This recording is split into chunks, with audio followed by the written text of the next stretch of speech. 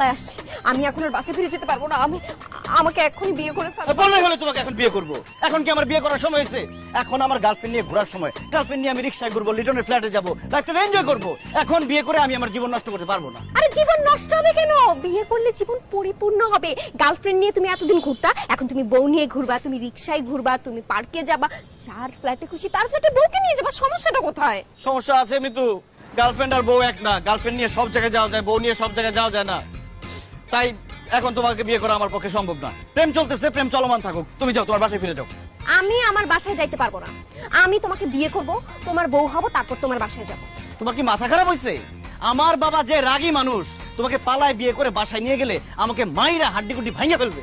মাইরা ফেলবে? তুমি তো একটু আগেই বললা যে তুমি আমার জন্য মরতে পর্যন্ত পারবা। তো মরে যেতে পারি বলছি, মরবো তো আর বলি নাই।